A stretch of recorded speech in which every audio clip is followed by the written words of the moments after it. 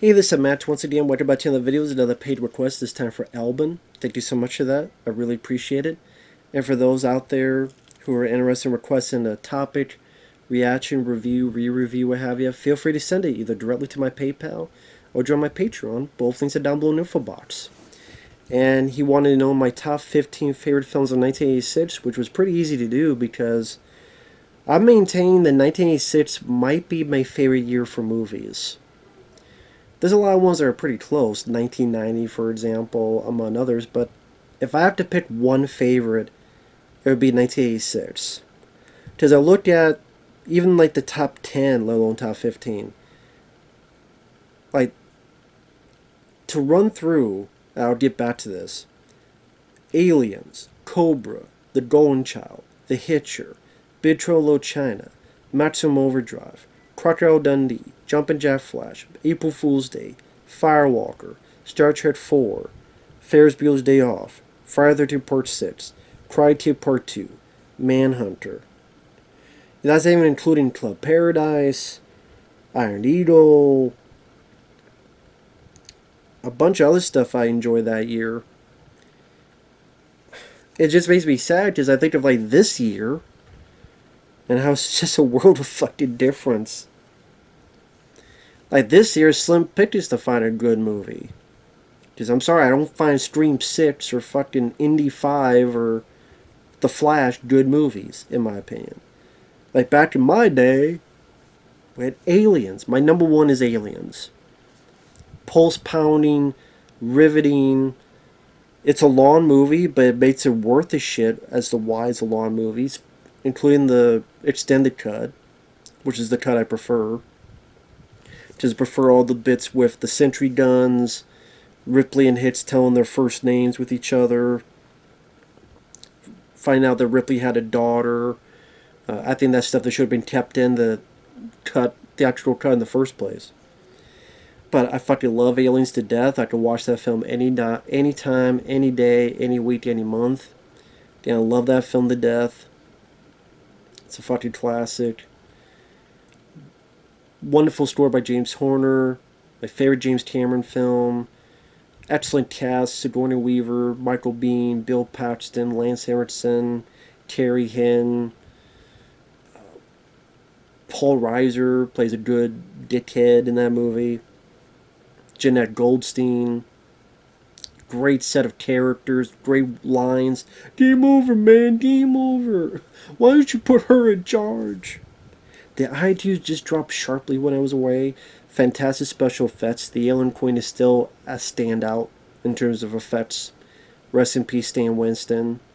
I think James Horner gave one of his best pulse-pounding scores with this movie. You have this great mother and daughter dynamic, but you have some great action sequences. You have a wonderful set pieces. It just works on all cylinders. Love Aliens to death. Number 2 is Cobra.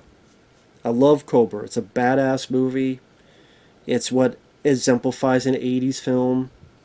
Machismo, action, fast-paced, 87 minutes long, great soundtrack, great score. Has a horror slasher feel to it. Brian Thompson is great as the villain, the night slasher. What's your eyes, pig? Awesome lines of dialogue that are just kick-ass. This is where the law stops and I start. Sucker. Or, you're a disease and I'm the cure. Stallone kicking ass, taking names. Great car chase with that beautiful car. Was the Mercury's? I can't remember. The 1957 Mercury something.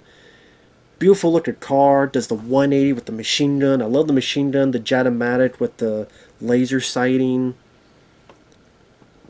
Just a badass cop that I wish we could see the extended cut. I think that's long gone. I wish we could have seen a franchise. Sadly, they never came to be. And again, I fucking love Cobra. Love that film. It did not get... It got a bad rap to me for no damn good reason. Like, this is what you want in an action hero. A kick-ass lead, a crazy-ass villain, fast pace, lots of action. Lots of style too. The beginning with the red, blood red sky, and the music, and you have the montage of the all these axe wielding murderers. Sadly, I think the violence was cut down, whether because the MPA or something else. That's why I wish we could see the more X-rated cut. Which it wouldn't be X-rated, it'd be like just R-rated. It'd be probably a tame R in today's standards, but I wish we could see that. But I fucking love Cobra. Love the songs. Feel the Heat. Voice of America's Sons.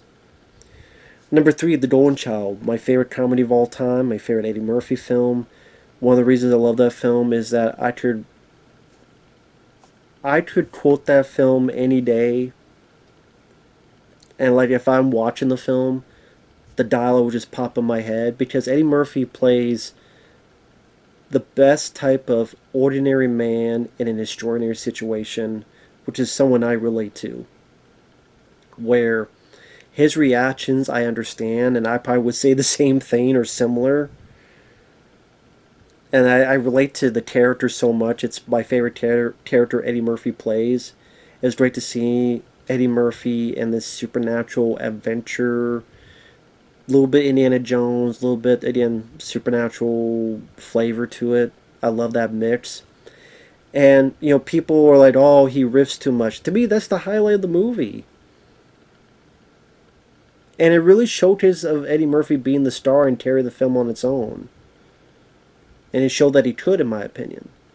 I love the score. Yeah, I know John Barry did the original score. I actually prefer the new score. I like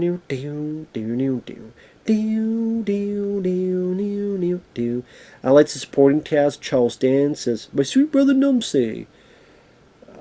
Victor Wan and James Hahn, who are also in Big Trouble in Little China, which is also on this list. Charlotte Lewis did a more than capable job.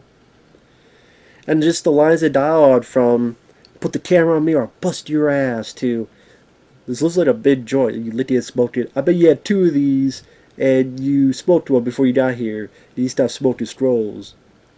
Or "the bum that took my $100 to bet we could have got a boat with a motor. Shut up and paddle. Yeah, don't paddle. Don't paddle his ass when I find him. Don't paddle your ass when I find you. You hear me? Go roll your ass till it bleeds." Yak loin, what? It's good to keep the yen up. Nothing wrong with my yen. Only a man whose heart is pure can wield the knife, and only a man whose ass is narrow can walk down these steps. And if mine is such an ass, then I shall have it. Or, how many people survived this test? None. None. None. I don't beat your ass when I get out of here. I can see you're busy right now. Come back another time. Or, I want the knife. Again, I'm just littering the environment with all these lines of dialogue because they just make me fucking laugh my ass off, sincerely. Even like when he gets to the Golden Child and he's in the car, he's like, "Did someone slip you a Valium? I guess this shit happens to you every day. This stuff happens to you every day. I'm ready to shit over myself."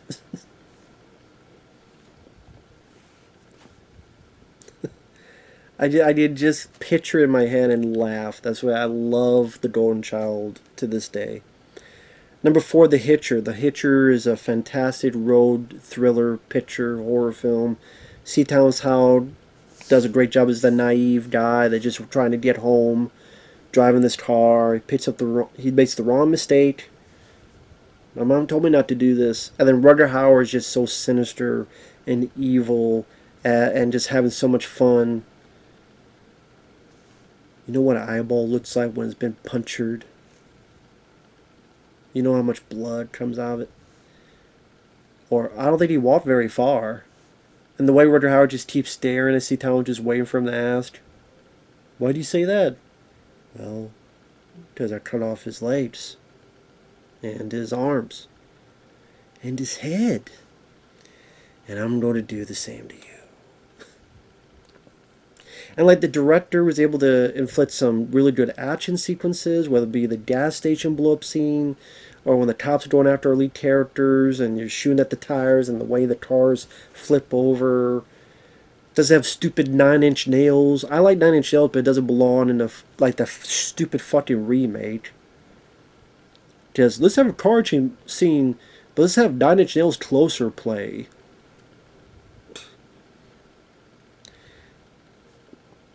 And one of those times where a male lead got to be the lead in this type of horror picture, because usually it'd be the damsel in distress. Well, this made it more, and also with the Hitcher, you didn't know if he was just a guy who had military experience. Was he a supernatural figure? Like, you could pick and choose what you thought the Hitcher was, and that made the film feel a bit more deeper. A bit more with metaphors, a bit more food for thought. And just scenes that play off like the hope your gun's loaded, his mind is, and he puts his finger down. He does this to Staircase House Hall. So is it him wanting this guy to be a man and his way of getting this guy into manhood? Is he a guy, like, as he says, I want you to stop me? He wants to die, but he wants someone worthy to kill him. He wants someone worthy enough to stop him. Is it just his sick way of having fun? You pick your poison. I love the Hitcher. I don't know what happened to that 4K that was supposed to come out from, was it Second Sight? Number 5, Big Trouble in Little China. That's a film that anytime it ends, weirdly enough, I always get sad. Because I want to see more Adventures of Jack Burton. Not a comic book or anything. I want to see more of that character. Sadly, it's too late. I love the song Big Trouble in Little China. I don't care for the sequel bait ending since we never got a sequel. But I love the Jack Burton character. Kurt Russell is firing on all cylinders, where he's very funny. He's pretty much the sidekick in the movie. And Dennis Dunn is really the lead because he's the one who knows the places. He knows where to go, how to fight. I love the mix of martial arts, mysticism, comedy, truck driver, like all this crazy mix put together. It's one of my favorite John Carpenter films. It has so much energy and creativity. You have monsters of different creations and variety. Great set design, like Lopan's Lair. James Hahn's having a lot of fun as Lopan. Same with Victor Wan.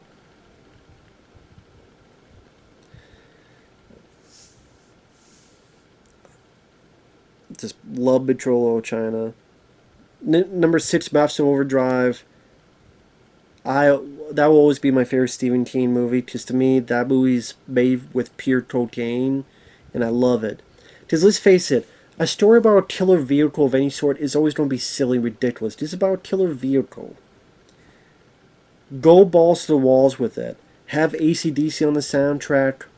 Have one truck be a Green Goblin face truck. Have a gas station where for some reason he has a bunch of fucking... Well, they explain that he's an arms dealer, or whatever, but he's got a bunch of fucking bazookas in the basement of the damn truck stop. Emilio Estevez I like. Pat Hingle plays a nice sleazy boss. Fun stuff like the one guy that just, what the fuck going on? Killer arcade machines that electrocute you. Killer bulldozers that roll over little kids and turn little leaders into pancakes. Vending machines that kill you and have some nice aftermath makeup effects. I wish we could see the uncut version of that. Someone said Stephen King or someone else owns it, but they will never release it, which is bullshit because people enjoy the film, bud.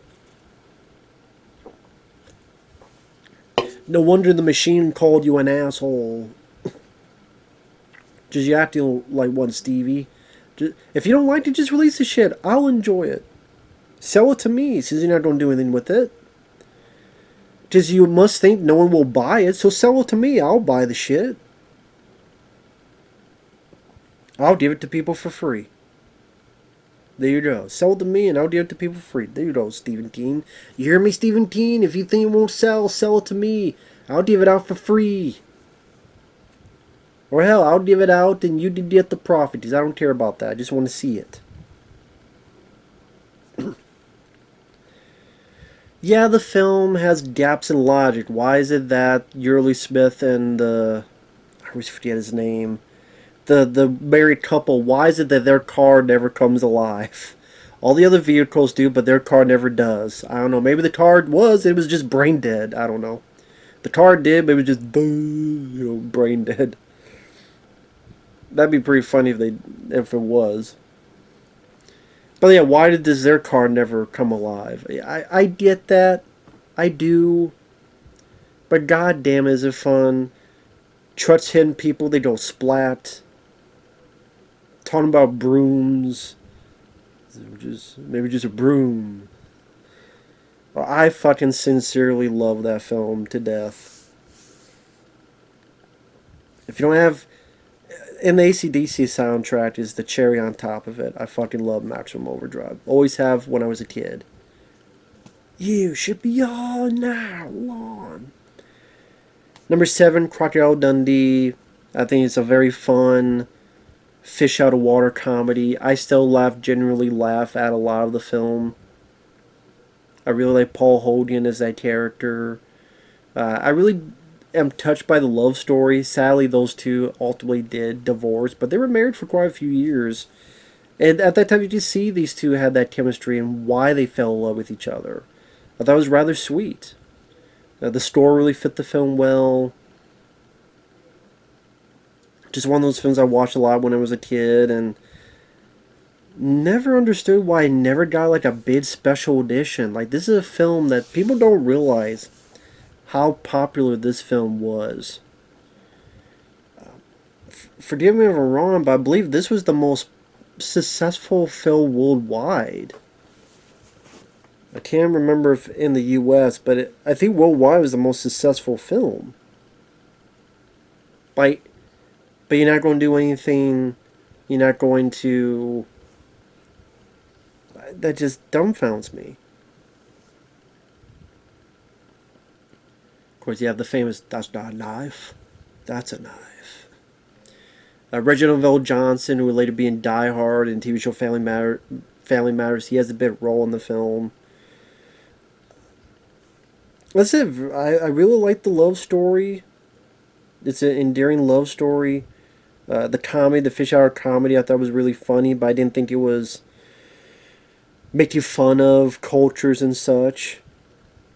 It's not like, oh, well, this is how everybody in Australia was. No, I didn't think that. I thought this is how this guy is, not how everybody is. But I don't know, maybe some people took offense to that.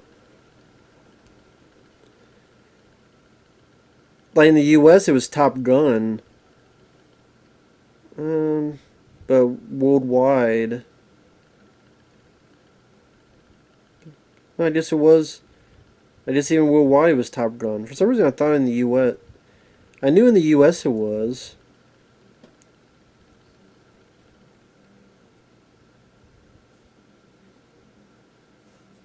But, yeah. Top Gun was number 1. I knew that was the U.S. I thought it was worldwide, but I guess Crocodile Dundee was number 2, though. It was number 2.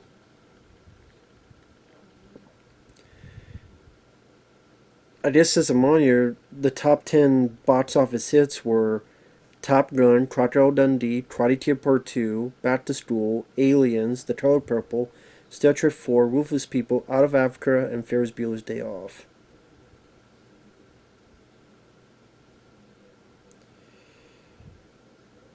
So, there you go. But yeah, love Crocodile Dundee. Number 8, Jumpin' Jack Flash. It's my favorite Whoopi Goldberg film. Kind of the first one to really showcase her talents in comedy in a lead role. And I don't mind Sister Act. There's some other films I don't mind her in. The action film she did. Fatal Beauty. I like that film. But I love Jumpin' Jack Flash. In a way, ahead of its time, because she works at a bank, but at the same time, there's a bit of hacking involved, as in, like, telecommunication. Like, she's chatting with someone overseas via computer. Nowadays, that seems typical. Wasn't the case in 1986. But I'm like, yeah, you're chatting with someone on a computer over a long distance, back and forth. That's just one of those things that, wow, okay, that, if you think about it, that really was ahead of its time.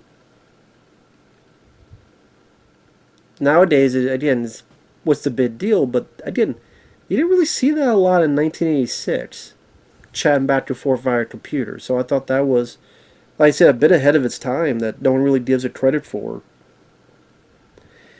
And you have some good supporting actors. James Belushi, for example, was in it. And some of the people who work in her bank, Phil Hartman and John Lovitz, Sally, the one guy who was Deckard in Star Trek the Motion Picture, went on to be on the TV show Seventh Heaven. Sally, can't believe I forgot his name. There's a reason why. Stephen Collins. Yeah, Stephen Collins. You came to find out he was into underage pornography. Well, I guess we know what happened to V'ger. He joined with Deckard and then never seen again. Probably found out what happened and blew its circuits out. Circuitry brains out. But anyway, sadly he's in the film. Jonathan Pryce, who is the villain Tomorrow Never Dies, he's the voice of Jack, and then you see him at the very end of the film. Good voice that they use. And Whoopi Goldberg, despite her politics today, that I don't care for her politics today, she really needs to be quiet and shut up. But I still think she's very funny. Like when she's supposed to find this note in this song, Jumpin' Jack Flash, the Rolling Stones. She's trying to listen to the lyrics and she keeps getting them mixed up. Mick Jagger, speak English. These are some weird ass lyrics. Wait, two lesbians? Wait. Fuck it, Doc. It's just her trying to figure this out. Or when she's trying to get into it and she's been drugged at this point, she dates a security guard. You see this face? This is a face of a woman on the edge. And the guy's like, yeah, my wife has that same face. Now listen, do you want to still work here? Or do you want to live? It makes the guy quit. It's moments like that that really made the film endearing to me, and I still really like Jumpin' Jack Flash to this day. It felt like the most free Whoopi Goldberg had with a role. I mean, I liked her in Ghost. I liked her in Sister Act. But this was R-rated. It just felt like she was the most free and comfortable in this movie. And it was directed by Penny Marshall. May she rest in peace. Number 9, April Fool's Day. One of my favorite slasher films, even though I know people say that's a cop-out, because is it really a slasher film? I get what you mean by that, but I still really like the movie. I think the twist works perfectly because of the title, because of the kind of film it is. Also, it has a great cast, who I found very likable in the movie. And that's another reason why I like the twist. Because the cast of Amy Steele, Thomas F. Wilson, Amy Steele, who's from Friday the 13th Part 2, the star of that. Thomas F. Wilson, who is the bully Biff in the Back to the Future trilogy. Clayton Rohner, who is in a lot of stuff, just one of the guys. He was one of the cops who worked with Tom Sizemore in The Relic. It's been a bunch of stuff.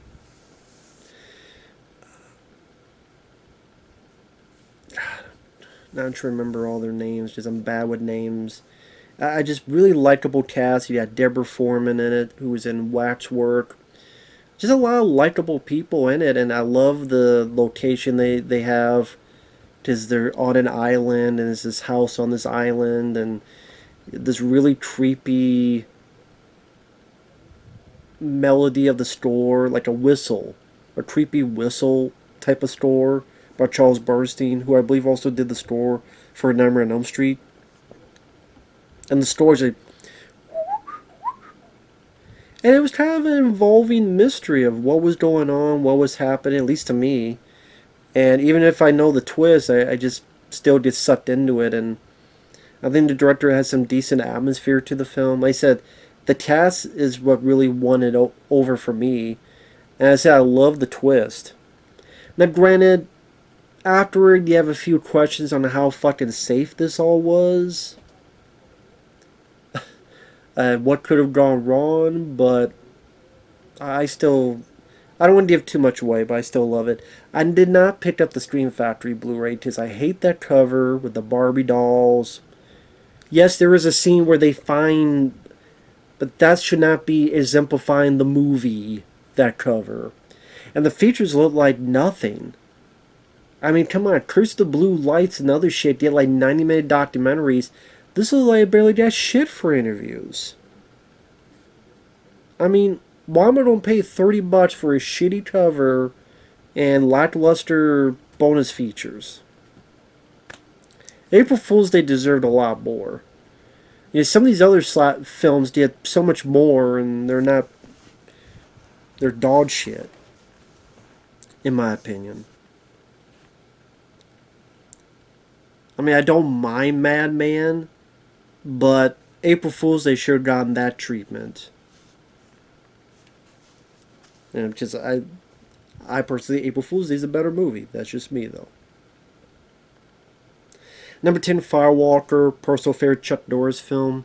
Yeah, I would like to have seen more action, as in more fisticuffs from Chuck Norris. Although, the prime scene that he does it is one of my favorite moments from Chuck Norris. The bar scene, where it's definitely one of the best showcases of his martial arts, where he's just kicking everybody's ass, kicking people through tables, all this shit. But it was great to see him having fun, being an adventure movie. I liked his banter with Louis Gossett Jr. And then the lady, she was and from Flash Gordon. The 1980 Flash Gordon. Sonny Landham playing the bad guy. It was Canon Films' version of Indiana Jones, which they did that with Teen Solomon's Mines, Richard Chamberlain. But like I said, I loved the Chuck Norris, Louis Gossett Jr. banter. I like the way they worked together from the beginning when they're tied up. And yeah, Chuck Norris is able to have a bit of a sense of humor to it and play a different type of role and character, and that was endearing to see. Him having fun and going a bit outside of his wheelhouse, outside of his comfort zone, which a lot of people gave him shit for, but I found that endearing. That's one reason I liked it. Plus, I'm a sucker for adventure films, as long as they don't suck ass like Indiana Jones 5. Firewalker is better than Indiana Jones 5. I'll tell anyone to their face. And mean it. Number 11, Star Trek 4, my favorite Star Trek film. So this, I mean, this year has Aliens and Cobra, two of my favorite films of all time. The Hitcher, one of my favorite horror films of all time. The Golden Child, my favorite comedy of all time. Maximum Overdrive, one of my favorite cocaine-fueled movies of all time. April Fool's Day, one of my favorite slasher films of all time. Firewalker, my favorite Chuck Norris film. Star Trek 4, my favorite Star Trek film. Karate Kid Part 2, my favorite Karate Kid film. It's not on the list, but I like Club Paradise. That's one of my favorite Robin Williams films. Friday the 13th Part 6, one of my favorite Jason movies. So yeah, a lot of good stuff. But yeah, Star Trek 4, again, I love that fish out of water quality to it. When it's done well, that could be a genre that I can relate to and highly have fun with. I think Leonard Nimoy, he was comfortable in directing the cast, each one having their moments to shine. Scotty, hello computer. Oh, okay, we gotta do it this way, huh? Leonard Nimoy knew to give each one their, again, moments to shine in terms of have a little bit of character quirk or a little bit of fun dialogue. It was cool to see these characters in modern Earth and how they relate to the culture of that day. Watch where you walk, you dumbass. We'll double dumbass on you. Or them trying to tell the guy to turn the music down, and Spot getting the Vulcan nerve pinch on the guy and knock him out. It was interesting that there wasn't really a villain, because the probe was doing bad things, but it was just looking for its own buddy, so to speak. And it was like an environmental message movie, but it wasn't pedantic, it wasn't plotting, it wasn't a lecture. It still felt endearing. The store, I get what people were saying. The store, I don't mind the store, but I do wish someone like Jerry Goldsmith had done the score. I think that would have been cool. Like, if you took the music from Star Trek 5 and you put it in here, that would have been really cool. I think that would have been really cool to hear. Because while I don't mind James Horner in Star Trek 2 and 3, Jerry Goldsmith, who did the motion picture in 5, I think he was the best composer for Star Trek. So it would have been nice if he did the compositions for this movie. I can't remember what Jerry Goldsmith did this year. I'd have to look it up. But yeah. But Star Trek 4 I find to be a lot of fun. I like some of the directing choices. Like when they go back in time, that weird... Even as a kid, that was like a creepy visual thing of like the faces come out of the clouds. You have this thing that looked like a whale and then go into water. And I still never understood what the fuck that meant, but it was visually perplexing but interesting, and it's still something I remember to this day.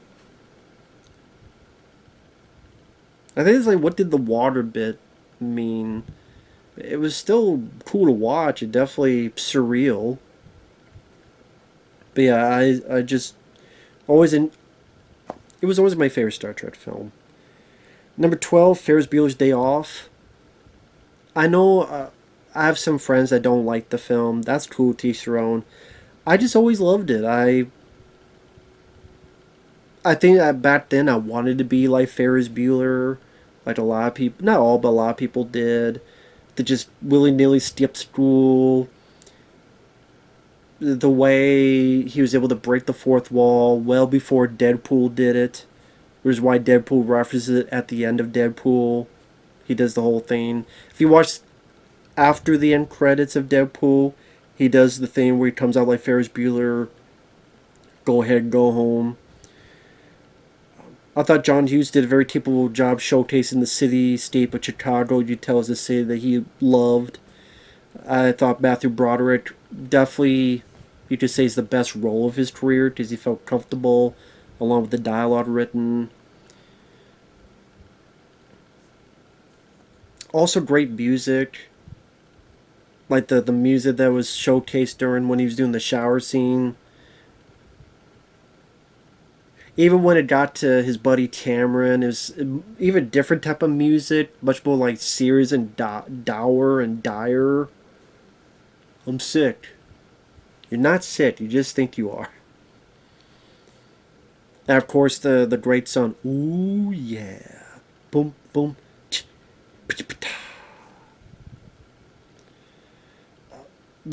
I really liked the Cameron character. I really like that actor. Alan. Why can I not remember names, man? Getting old. It's too many fucking movies put in my brain. The actor will later be in Speed. He was in Twister.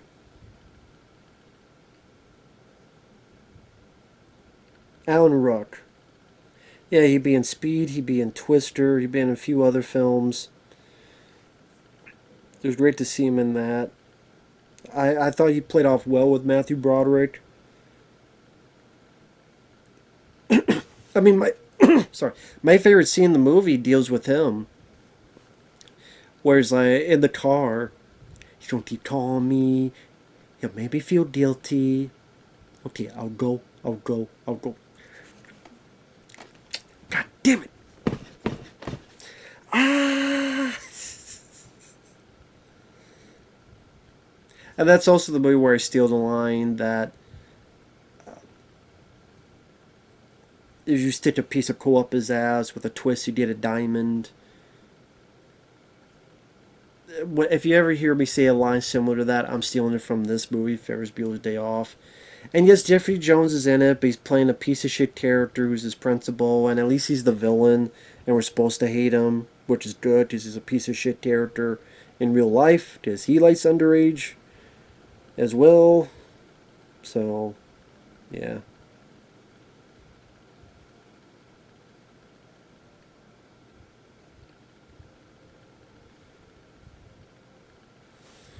But anyway, yeah, I said I'm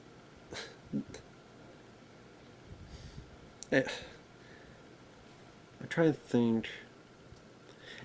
It's a film that's about a guy his making a day off for himself.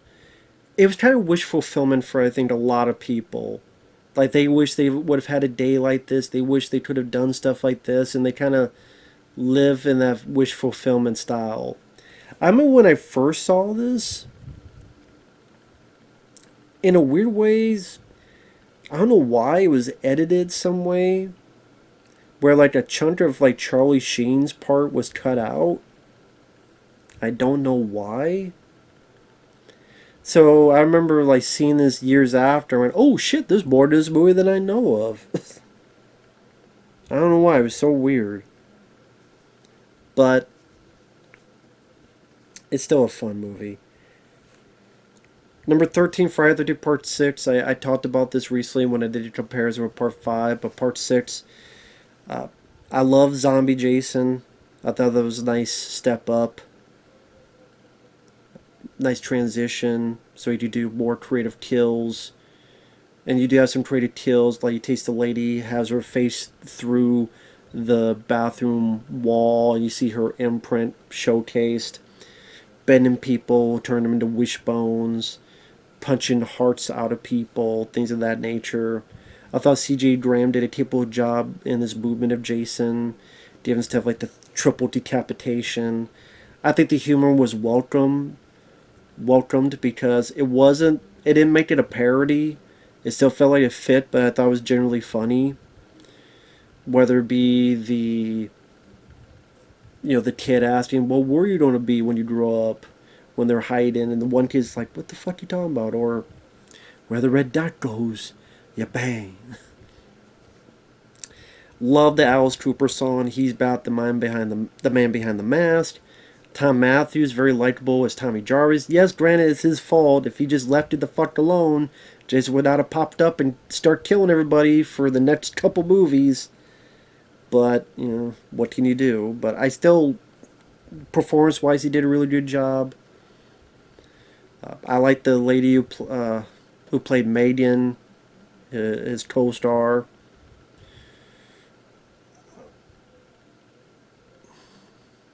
Trying to think. I say it has some clever moments. The guy digging stuff up and going, some people have a strange taste in entertainment. Even the opening with like the James Bond type of thing, a little homage. I thought it brought a bit more life into the franchise. It was a nice welcome addition that the director wanted to create a little bit of this gothic look style, reminiscent of the Universal movies, but then again, this humor. Like I said, I thought it actually worked out fairly well. It's one of my favorite installments of the franchise. Number 14, Crocodile Part 2 is my favorite of the franchise. I think it's a bit better paced than the first one, although I do like the first one. I like that we go to Okinawa and we see and learn a bit more about Pat Morita's, Mr. Miyagi's backstory. This woman that he loved, that he left, what happened to his father, what happened to his friend, how him and his former buddy, this guy felt dishonored. I like the actor that plays Chosen, who becomes the rival to Ralph Macchio's character. I thought the love story was the best love story of all the Karate Kid films between him and the lady. Remember her name. Which I know she had a bit role in one of the seasons of Cobra Kai. But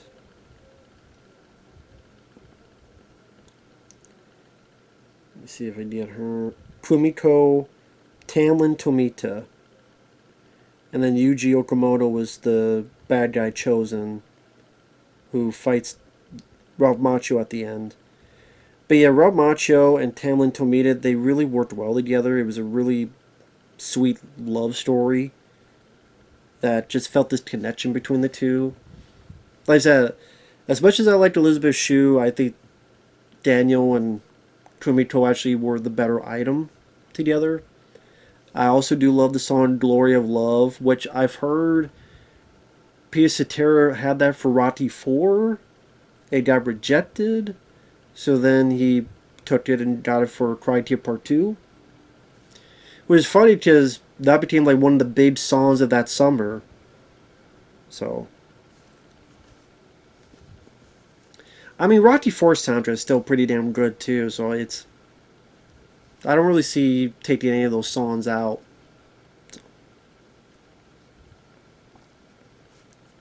And you know, Hearts on Fire works better for Rocky 4. And Karate Kid Part 2 works better because you get more of the love story in that film.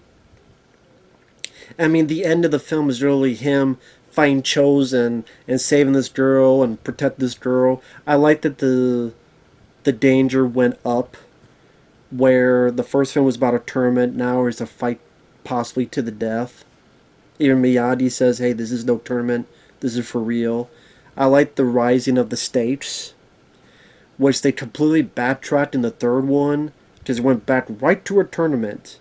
And he doesn't even do the tournament, he just goes to the finals. And then he gets his ass kicked for 80 minutes, it feels like. Then he takes one fucking pitchy punch. And this fishy-washy love story that's not a love story because the girl was fucking underage. So you're not going to have her and a 30-year-old, because he was 30 years old when he did Karate Kid Part 3. Even Ralph Macchio hates Karate Kid Part 3, and I don't blame him. This is a piece of shit movie. This was a much... And he thinks this film's underrated, and I agree with him. Ralph Macchio, I agree with you. Always thought this was a good underrated sequel. And it was a big hit. Made over $100 million US. That's a lot of money. There's some movies today that don't fucking do that. And tickets were a lot cheaper back then. So you take inflation... Might even be... Well, actually, I don't know what it'd be with inflation. At number 15, it was hard to pick because there's a lot of other choices on there, good choices. But I put Manhunter. It's my favorite Hannibal Lecter film. Because I really like the style Michael Mann brought to it. It felt creepy. I felt the most mood in that film. I like the lead guy, Graham. I know the actor will later be on CSI, William Peterson. I really like the bad guy, who will later be the Frankenstein monster in the Monster Squad, and he do a lot of other stuff as well. He played a very creepy character. It's based on the story Red Dragon, and then they did that with Anthony Hopkins. And that movie, like... Edward Norton wasn't bad, but that movie just felt like such a tame film compared to Manhunter. Like, Manhunter had much more.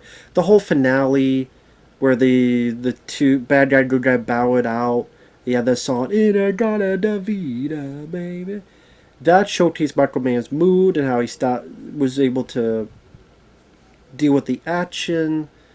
And there's like real cool factor still. I know that doesn't make sense, but Michael Mann at that time, like, it made sense why he would go on to create stuff like Miami Vice. He had that style at that time that just just showcased the right mood that was needed for that kind of movie. So, yeah, Manhunter's a damn good one. If you like movies about serial killers, if you only know Hannibal Lecter, that stuff. Hannibal Lecter is a very small part of this, and it's played by Brian Cox. But that's what I mean. I think that was actually for the benefit of the story. But in the Red Dragon, they try to make Anthony Hopkins a bigger deal because he was a big deal for Silence of the Lambs, so they made the Hannibal Lecter a bigger deal than he originally was supposed to be. And it just feels, I don't know. And Ray Fiennes, it was not nearly as creepy as the guy in Manhunter, Tom Noonan. So, that's my list. So thanks for watching, and we'll see you guys later. Bye-bye.